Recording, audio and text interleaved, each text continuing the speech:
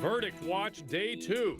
Travis Alexander's best friends, Chris and Sky Hughes, are anxious about the decision. They're losing sleep over the chance that Travis's killer may not be convicted. And they'll hear this for the first time. Exclusive audio of Travis in tears about how much Chris meant to him. I'm just grateful. This man is my salvation because I'm able to do a lot of things that I otherwise wouldn't be able to do. Chris and Sky Hughes are answering my questions and yours. Let's get started. Good evening, everybody. My co-host is HLN anchor Christy Paul. Christy, thanks for joining us.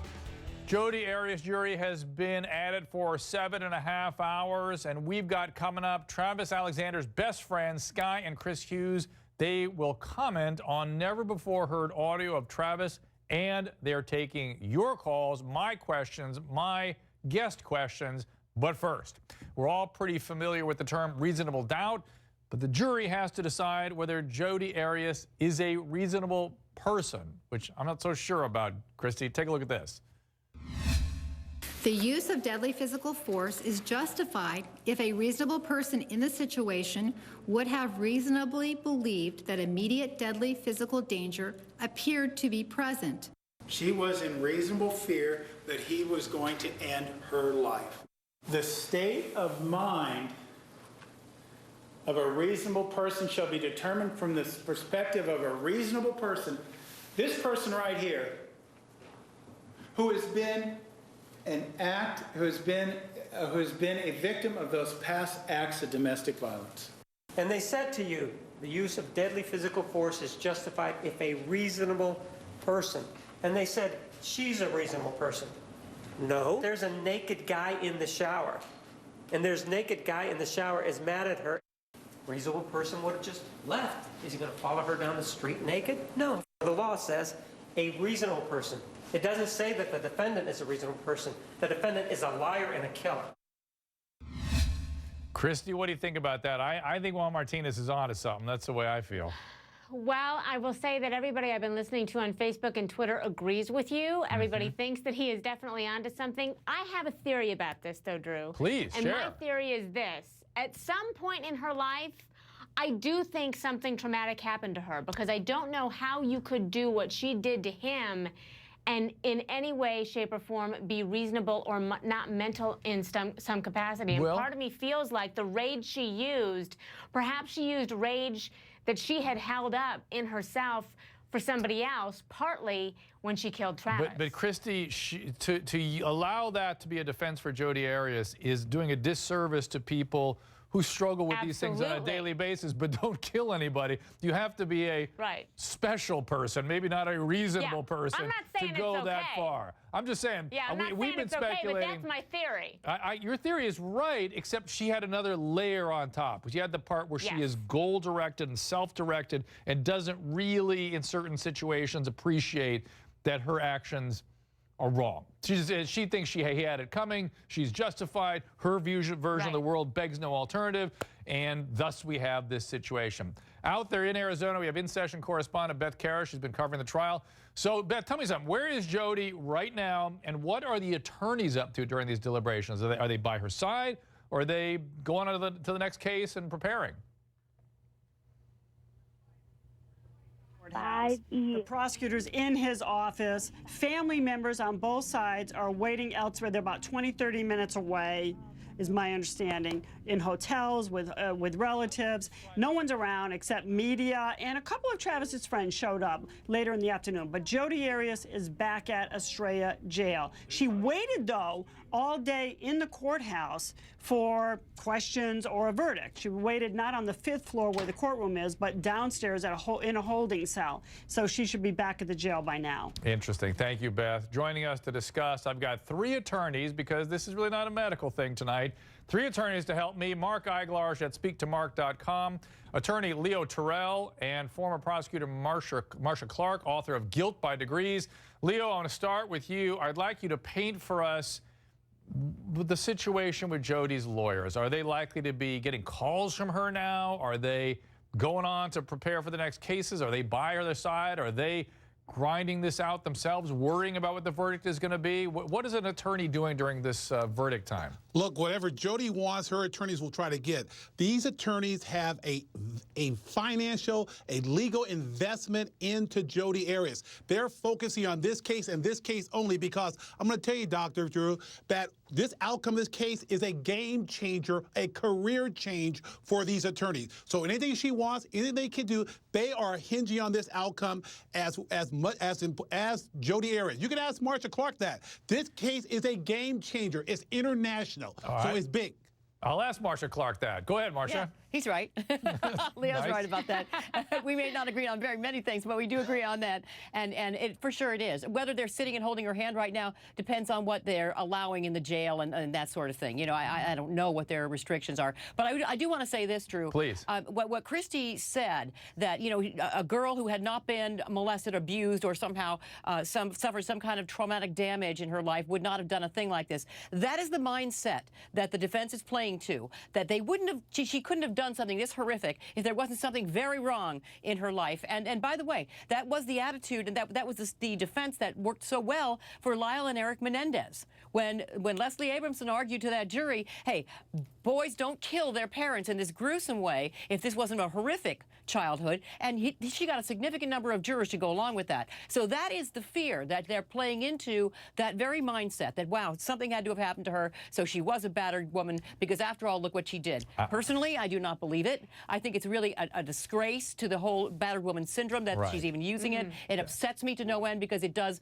tend to focus a bad light on a very serious and for real syndrome. And That's right. But that is that's the ploy. That's why I think many battered women are upset about this, because they feel like it's doing a disservice to people. Go ahead, Christy. They are so upset. I mean, I've been hearing from people. I mean, that's what my book is about, and I've been hearing from people on Twitter and Facebook about it. They say, you know what? I went through this, and I would in no way drive 100 or hundreds of miles to go see a man who did that to me. So what I was just trying to say is, I think something traumatic happened to her, but I don't Christy, I think I have an answer. I think I have an answer. I think it's in Mark's studio. Can you please cut to Mark's studio? Zero in on his studio for me, please. Mark, give me a full screen. There. Mark, the fog. Yes, Drew. What's happening? What are you talking about? what have you done? Well, Drew, I'm just testing. I'm testing her theory, and for the past 10 minutes, I've been in a fog. And you forget and surprisingly, everything? Yes. No, I remember. So far, I remember everything. Yeah. All right. Well, let me ask you something through the fog. I've got a Twitter from @Linetti Spaghetti. She says, Mark, Drew, oh my God, Mark, tell me why this jury hasn't come back with a verdict. Are you kidding me? I feel physically sick. Well, I can answer that. They're not going to come back right away because their actions are going to be scrutinized. If they find her guilty too quickly, there'll be the criticism that they didn't look through all the exhibits, they didn't take their time and look through everything. And also, there might be some who really just want to take their time. They want to make the right decision. Candidly, I think within 5 minutes, they all just laughed at this fog defense and just said, you know what, should we come back quickly or should we chill out and, you know, just eat their food for another day or two? And Leo, do you agree with that? No, I'm telling you right now, the longer this case goes, the defense has to be happy about this. This is a case where if this was such a slam dunk, we should have gotten a verdict a day ago, but no, this case is going to go for a little bit longer. The deliberations go a little bit longer, and that favors the defense. Yeah, see, Marsha, you and I were talking out in the green room. I kind of agree with Leo. I think this is going to be an interesting, when we find out what was really going on here, it's going to be interesting, I think. It may be, you know, Drew, it's true that the longer they keep them out, you know, that means that they're giving them something to think about. And if they do go past, let's say, Thursday, go into Friday, that means that there are some serious questions back in that jury room. I personally think that they will come back tomorrow, and I think that they will do that because that does make it look good. Mark is right in this regard. No jury that is on a case covered as heavily as this has been covered is not aware of the fact that everybody's watching and counting the hours and minutes and time they spend. So if they come back too fast, they don't want to be that jury. Thank you, guys. I just want to say, Mark, be careful. There's no telling what you'll do in a fog. You know what I'm saying? And we've got a couple cases we've seen where people do wild things in a fog. So be careful, my friend. I'm sorry. Who are you again? Next up, Chris and Sky Hughes. They knew Travis and Jodi as well as anyone, and they are sharing their insight together here for the first time. And later you're going to hear Travis tell us in his own words about what Chris Hughes meant to him. Don't go away. Chris Hughes and his wife, Sky. Few knew Travis Alexander and Jodi Arias as well as they did. Whose dress was it that you were borrowing? His friend's wife, Sky Hughes. From Sky's generous gesture the first time she met Jodi to the moment they realized Travis was dating a dangerous woman. We were so freaked out, and we laid there in bed, my wife and I wondering, like, are our children safe? For the first time ever, Chris and Sky Hughes break their silence together, revealing details not shared on the witness stand. If you were called to testify on Miss Arias' behalf, would you be happy about that? No, I would not. Because she murdered my friend in cold blood. That was a sentinel moment in the trial for me. Christy Paul, my co-host this week. She's, of course, HLN anchor. We're also joined by Marcia Clark, and it appears that Mark Eiglarsh has emerged from the fog. Thank you, Mark, for hanging in there with us. Joining the four of us, Chris and Sky Hughes. Chris, Sky, thank you again for joining us. There's a lot of stuff we want to get to today. Marcia Clark was very anxious to talk to you guys. She asked us specifically, can I ask some questions? So we'll get to her questions. But speaking of anxiety, you guys, I understand you're anxious about what this jury is up to. Yeah, very, very anxious. All day. Why? Yeah. Been a long day. What are you afraid of? Oh, not afraid of anything. We're just ready. We're ready for the verdict. You know, we're just, I know they got to do their thing, but we're anxious for a verdict. We want to put this behind us and be done with this. So when you say you're anxious, it's not that you're anxious that they're going to do the wrong thing. You're just anxious to get it over with. Oh no, we're anxious. A lot of anxiety. You never know. You know, you never know if they're gonna see, what we see and get it how we get it. I don't know. You just never know. If there's just one, it just takes one person. Right. And Sky, I know how ridiculous people are on Twitter. I know you cover your anxiety with that beautiful smile. And it's not because you're happy, it's because you're nervous. Like, a lot of people smile when they're nervous. Some people laugh when they're nervous. You're one of those guys. Christy, do you have a question for Sky? Yeah, I smile all the time. Yeah, I see that. You know, one of the things that I was interested in, Sky, was I know that you said that Travis didn't want to break up with Jodi because she threatened suicide. And I was wondering, what was it, you knew in your gut, you said, that she was just manipulative and she would never commit suicide. What told you that? Just watching how she was with people, she would manipulate Travis all the time by use of other men, saying, these men really like me. He keeps calling me. He keeps texting me. He says that I'm way too good for you and that you don't deserve me. And it was clear to me that, somebody, and I don't know how accurate this is, you guys do, but somebody that talks about it that much and uses it to threaten just doesn't seem genuine to me. To manipulate. Marcia, Right. I want to give you your chance to ask these guys some questions. I love you guys because, as a prosecutor, it's very difficult. Defense typically does go after the victim, and they smear and they slime and they say awful, horrible things. And having wonderful, articulate, great people like you sticking up for Travis is necessary to give the balance, and I love hearing from you. So I can't resist asking questions. Were you guys at Travis's house a number of times? Did you visit where he lived? No. Yeah.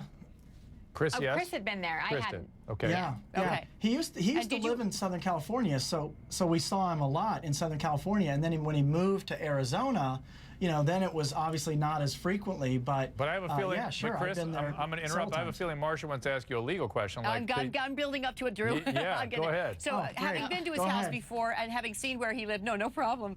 Have you ever seen a gun there? No. Have you ever known no Travis to own a gun? No, never. And I love how Juan did that in the courtroom. Not only a gun, no bullets, no case, no sheath, no, what do you call those things? Holster. No indication at all whatsoever that he ever had a gun. And I knew him as well as anybody, and the guy didn't have a gun.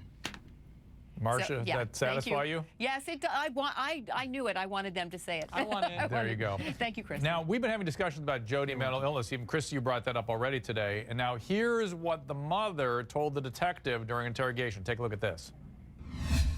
Jodi has mental problems. Jodi would freak out all the time. I had quite a few of her friends call me and tell me that I needed to get her some help. She would call me in the morning all happy and call me an hour or two later in tears, crying and sobbing about something she didn't want to talk about. And that happened constantly. And her friends saw it too. And I had one friend call me in the middle of the night, and he even called a hotline for bipolar people. Said Jodi is bipolar and she needs help. Yeah, Chris and Sky, I don't see any evidence of bipolarity. I see all the borderline stuff. The borderline stuff showed up on all the psych testing. What do you think the mom is talking about here? Well, I don't know. I mean, they obviously saw her all the time, and she didn't have to play a part when she was around her parents.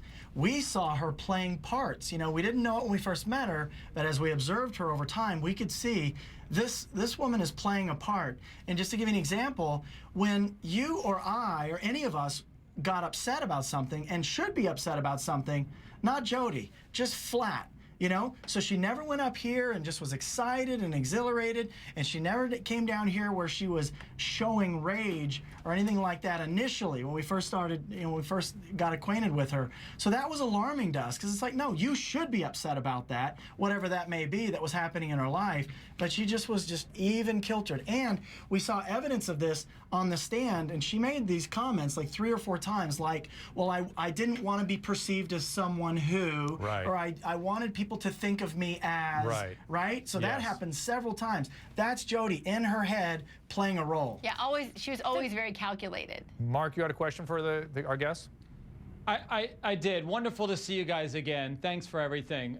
Chris, let me follow up to what you said on this show last time you were on.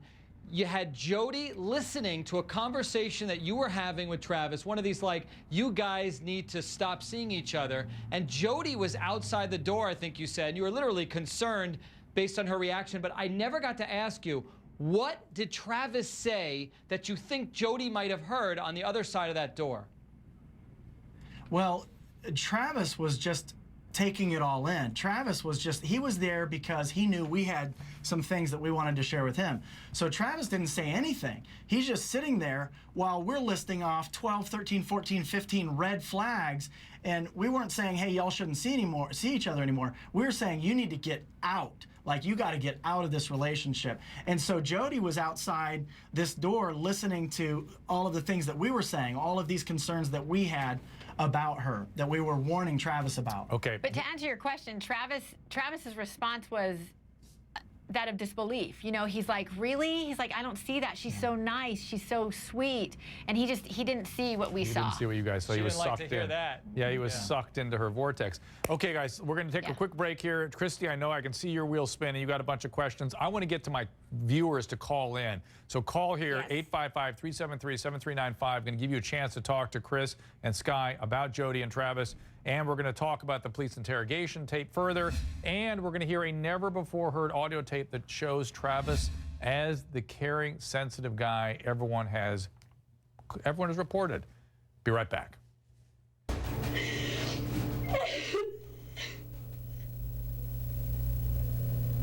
think you're feeling the reality in the moment now.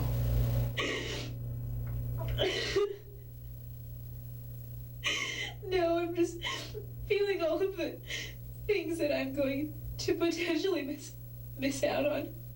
This is a really trivial question, and it's going to reveal how shallow I am. But before they book me, can I clean myself up a little bit? You're going to be taken the way you are. Back with my co-host, HLN's Christy Paul. She's the author of Love Isn't Supposed to Hurt. And Christy, you wanted to react to something that Sky and Chris was saying before the break. You know, yeah, it was so interesting, Sky and Chris, to listen to you talk about how she showed no emotion. And she was so, you know, even-keeled. And yet, here she is committing this most horrific crime that we're all sitting here thinking, how could you even do that to another human being, let alone somebody you supposedly loved? So, Dr. Drew, I'm wondering, how you would characterize her based on what we know, on what Chris and Sky just said, that she never showed emotion, and then all of a sudden this rage comes out of nowhere. Well, it's called a borderline rage, and what she does is chameleon-like, in a chameleon-like fashion, adopt whatever's around her. She sort of gives people what they want, what she thinks they want to see. Cheryl Arrett, who's going to be on our next segment, called it like being like Jell-O, if you're looking around for a mold. So the people around her created the mold for the Jell-O, and that would hold her together. That was the borderline quality under which there's a deep rage. But she also, we think, has psychopathy, where she becomes goal-directed. She sees no alternative but her own point of view, and she is capable of killing somebody without really feeling remorse. And Chris and Sky, I want to go to you guys. I mean, you hear her crying in that interrogation tape. I hear her crying about being caught. I hear her crying about all the things she's going to miss. I hear no remorse. Yeah, Jodi cries for Jodi, and that's it. Yeah. You know, she cares about herself. And that's got to be... You've not seen any remorse. And that's got to be very disturbing for you guys to hear that. Yeah. Yeah, very much. You know, Drew, I want to point one thing out to perhaps make Chris and Sky feel a little bit better. When Nurmi, the defense attorney, said, you know, 9 days out of 10, I don't like Jodi Arias very much. He made that remark because he's sussing out what the jury feels. No lawyer who believes that a jury is in love with his client, in love with the defendant, gets up to admit that he doesn't like his client either. The fact that he's doing that is a very clear sign that he's tapping into the feeling in the jury room, in that among those jurors, that they don't like her very much. And he's trying to get them to sympathize with him, you know, get on the same wavelength with them. See, you believe me because I don't like her either, just like you. And if he had not felt that way about those jurors, he wouldn't have said that. Mark, you agree? Yeah, I've only done that when I really can't stand my client and when the jurors probably can't stand the client. But I want to ask you, Drew, Chris, and Sky the following question. Something caused Travis to send those emails that the defense got to wave around and show, oh, look what a person he is, which we all know it just got him to the boiling point. Yeah. I'm trying to figure out what that is, and I think it had everything to do, it's just my theory, it had everything to do with that recording. I don't think he ever consented to it, but if he did, I think she used it as blackmail, or she pulls it out and said, aha, I've got you here. I want to know what your theories are about that. What got him to that Mark, point? I'll answer that first. I'm not sure the tapes were it, because they would have been saying in that email exchange then, if you hadn't done that, if these things weren't around, I wouldn't be upset if you hadn't, you know, violated my trust like that. Sky and Chris, you said in the email exchange, he talks about revealing something about Jodi, and you, Sky, particularly felt like that was the thing that sent her over the edge to decide to murder him. Do you have any theory what that thing was that Travis was referring to in that email exchange that was so heated?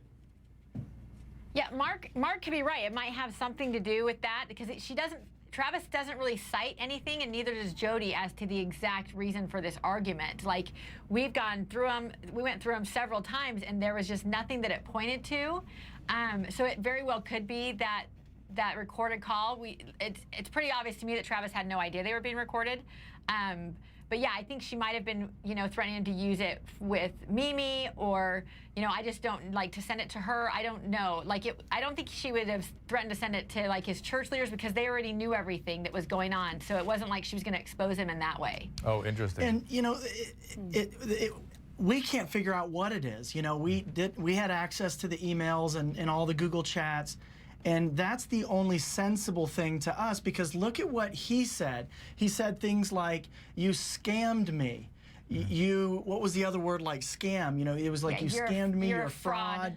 You know, you hurt me worse than the passing of my own father. You know, worst thing that ever happened to me. Here's what's interesting, though, is what didn't come out, and I can't remember if we've already discussed this or not, but she says in this exchange, I'm going to call my attorney, something to the effect that I'm going to call my attorney on Monday. So in the midst of this exchange, and we're like, what is she going to call an attorney about? Maybe it was because she recorded Travis without his knowledge, and he was irate about it. Yeah, we don't know what but she we was don't referring to with the attorney, and we don't even know if it was Monday. It was just, she said she was going to call him. Just another. Yeah. All right, guys, let me get to a caller. One of our viewers, Jennifer in Texas. You wanted to ask the group a question. Go ahead, Jennifer. Yes, hello, Chris and Sky. I wanted to ask if you or your family were concerned that if she somehow got out on a lesser charge after murdering your friend, that she may profit financially. Yeah, that's. I mean, it's a possibility. I mean, she's got huge ambition, and you know, she is the Jodi Arias, and she has a high idea of herself and the possibilities in her life. So, I don't worry about it. I know that, you know, if that were to happen, God forbid that she were to ever see the light of day, that absolutely she's gonna. Yeah, she'll every milk possible this. way. Yeah. Well, she has a manifesto we all need to read, don't you know? I mean, Christy, aren't you just waiting for that manifesto? I can imagine that it's something my goodness. I mean, but look at Casey Anthony. I have to believe, even if she is found not guilty, and I personally can't see that happening, but even if it would happen, she's not going to live a life. She's not going to live a normal life. Look at Casey Anthony. Right. She will still pay in some way for what she did. But, you know, Drew, I have a question for you. That's interesting to me. The manifesto strikes me as something very grandiose. Oh. You know, and doesn't that fit your diagnosis? Yes. I mean, to me, that's one of the most telling aspects of this case is her point of view, which is everyone needs to listen to me. I have the superior intellect. He had it coming, don't you know? I mean, the fact that she has the temerity to think that we want to hear from her in a manifesto. Come on, Professor Marks, let's get on with things here and put her where she belongs, everybody. All right, thank you all. Thank you, Marcia. Thank you, Mark. Mark, careful with that fog. You never know driving home tonight how that might affect you. Next up, Chris and Sky will hear, with the rest of us for the first time, the tape on which Travis says that Chris saved his life. We'll hear Travis's own words, and we'll have a behavior bureau weighing in. And later, my jury is deliberating. Have they reached a verdict? There they are. I'll be back after this.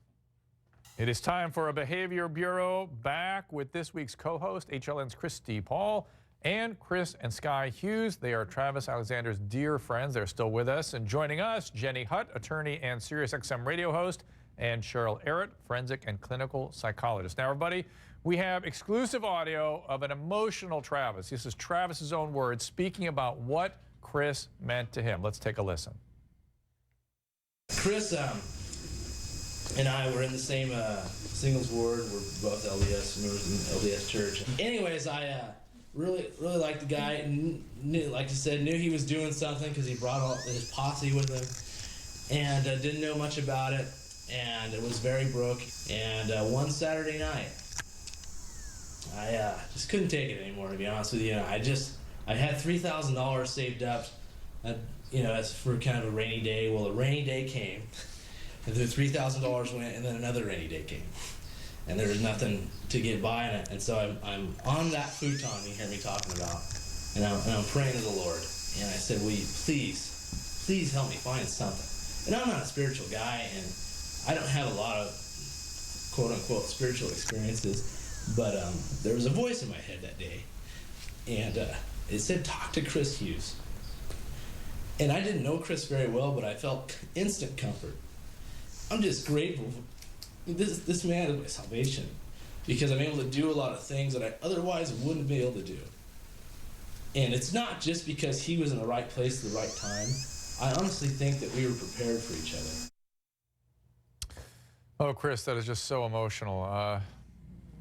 That's the man that loved you and whom you loved. Yeah, it was an amazing to hear him tell that story. I heard that for the first time just about a week ago. I didn't even know that got captured, but it's really a beautiful story, because my business was doing great, and then it was doing badly when I moved to California, and I was in just as bad a spot as he was, and I was praying for somebody like Travis to come into my life, and he was praying for somebody like me to come into his life. And, you know, together we were able to do something really, really incredible. But he was as much a blessing in my life as he indicated that I was in his. And Sky, I see you getting emotional too. It's got to be deeply moving to hear these words. Yeah, Travis, I mean, Travis was special. He really was. Jenny, you have a question for my guests? Yeah, it's more just a comment that I just feel so sad for you guys that this trial has painted or tried to paint just horrible pictures of Travis, and I just don't get it. He's clearly was such a special, good, eloquent, heartfelt, compassionate, warm, open, honest guy. I just feel so sad for you two, and I send you just nothing but healing thoughts and only good wishes. Yeesh. Thank you. Thank you very much. Cheryl, you and I have been talking about Travis, and old Jodi for quite some time here. Does hearing those words shed any new light for you on the Travis that was being eviscerated in court? Dr. Drew, it does. I've seen glimmers of this in other places too, but Sky and Chris, clearly this man loved you and you loved him, and you had a really special connection, and I'm so sorry for your loss, and I'm so struck by the gratitude that comes across in this, that he felt such a deep, profound sense of gratitude for your friendship and for opportunity, and was a guy who wanted to make his life better. And people who are capable of feeling that kind of gratitude, that speaks to their character and who they are as a person, and that really comes across here. Yeah. You know, Yeah, that's right. And it feels so good. I was just going to say that it feels so good to know that so many people, millions of people all around the world get Travis. They get him. They know the real Travis, regardless of the smoke screen and the evil that's been coming from Jodi's camp. Right. And Christy, we've had to fight hard through that smoke screen to try to figure out what's what here. But I hope in the courtroom, Christy, that they see it as we see it. It's just become increasingly clear to me as the case has unfolded. Do you think the jury is going to see it the same way, Christy? You know, I don't know, because think about it. We've been talking about this for 4 months, but the jury, if they're following court orders, has not started talking about it until Friday. And then they stopped talking about it and had 48 hours to get it out of their minds again. So they're just starting the process that we've been talking about. But Sky and Chris, I wanted to ask you, and I know this is a tough question, but I've heard you talk so much about how compassionate he was and how loyal you thought he was to Jodi. You know, you're trying to tell him what kind of person she is. Part of his fault is one of the flaws that she capitalized on. Exactly. So I'm wondering, do you think, where he is now, do you think that he would want her to be put to death? Oh, great question. Oh, gosh. I mean, I know that you do. I know how y'all feel, but you talk about him having such compassion for her. How do you think he feels about what should happen to her? That's a great question. What do you guys say? Well, Travis felt strongly about justice, you know, and he felt that when we do something wrong, we need to be punished, and we need to pay the penalty for that. And so I think, yes, I think he would want her to pay for what she's done, you know, according to the law. I really do. Chris, you agree? It's a tough question. You know, I don't know what it's like over there, so I don't know. You know, if your heart and mind has changed, I don't know exactly how all that works, but.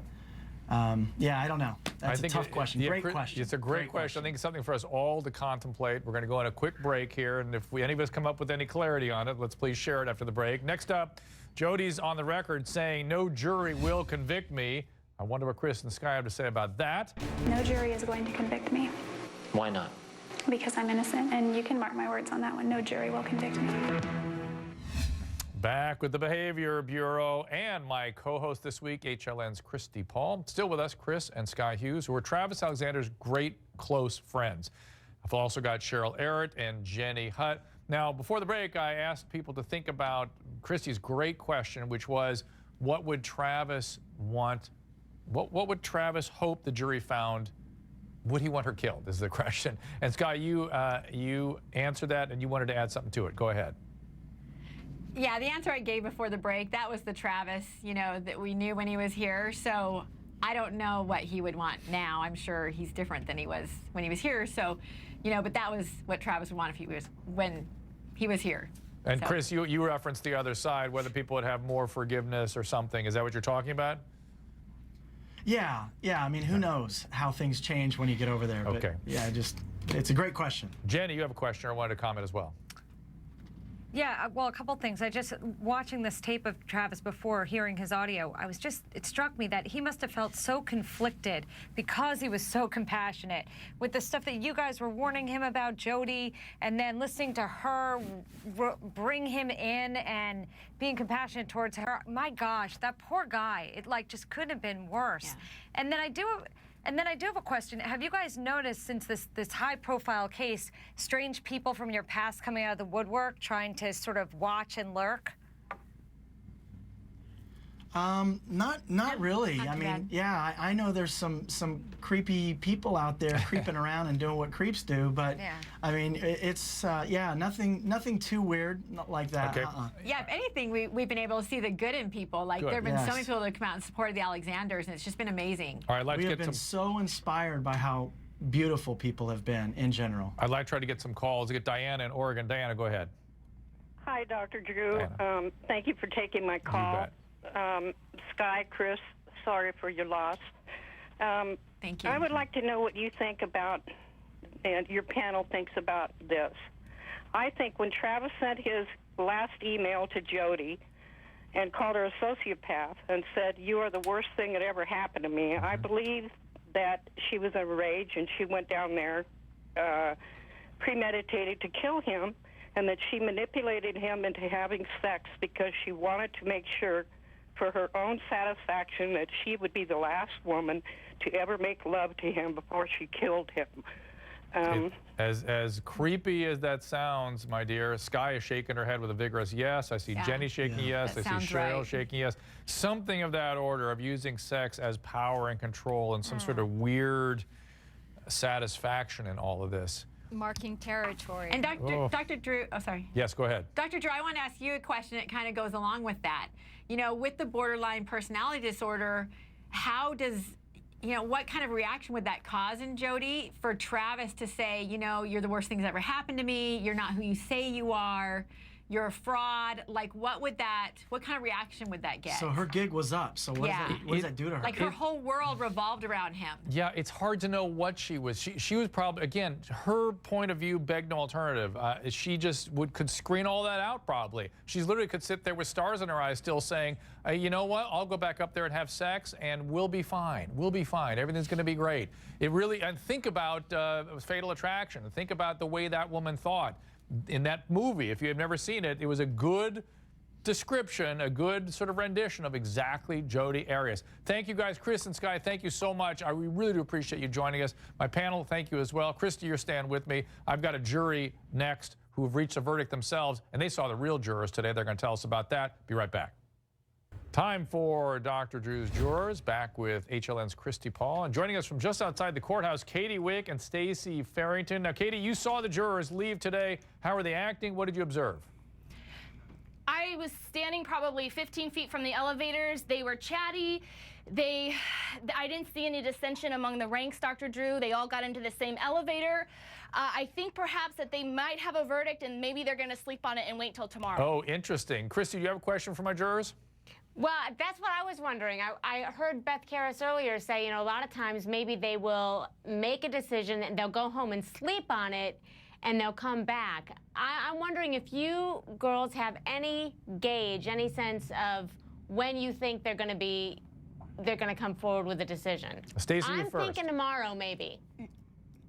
I think tomorrow as well, and I agree with Katie. When they came out, they looked like they were kind of a cohesive group. And I think they do probably have a verdict, and I think some might want to sleep on it, some might want to pray on it, some might want to, you know, just really think it out before they bring this verdict tomorrow. That's my assumption. And I hope I'm right. I think the family and the friends and all that really need kind of a closure to this, and I think we're going to get that verdict tomorrow. And I understand it was like a ghost town inside the courthouse today because everyone was out in the plaza. What were they doing out in the plaza? Oh, my gosh, Dr. Drew, so I got here about 9:30 and I was freaking out. I was a little late. I was thinking there were going to be tons of people up there. There were 4. It was myself, my friend Angie, Stacy, and Stacy's cousin, Cody. That was it. Everybody else was down with the media. Trying to get on TV? Yes. Yep. Interesting. Yes. Yes. And Stacy, you have some pictures, is that right? Stacy, you have some pictures of What's this? that? We just saw those Stacy pictures we just saw. Is that right? Okay, we just saw your pictures. Okay, great. Well, ladies, keep an eye out there. We'll see if you're right about tomorrow. We're going to have to take a quick break, and I hope you're right. For the family's sake, let's get this thing closed. And Chris and Sky were saying they're anxious because they want it behind them. And we'll have a last call after this. Quickly, Christy, I understand you have a theory about why tomorrow we may have a verdict. Well, the only reason I think it might happen tomorrow is because what's so rare about this case is that the jurors have gotten to ask questions already of so many of these witnesses. So in a lot of cases, juries go back and they have to go through all this information they're thinking about without answers. They've already done it. This jury has already gotten some of them. Reach us 24/7 at 1-855-DR-Drew 5 and keep it right here on HLN for complete Arias trial coverage.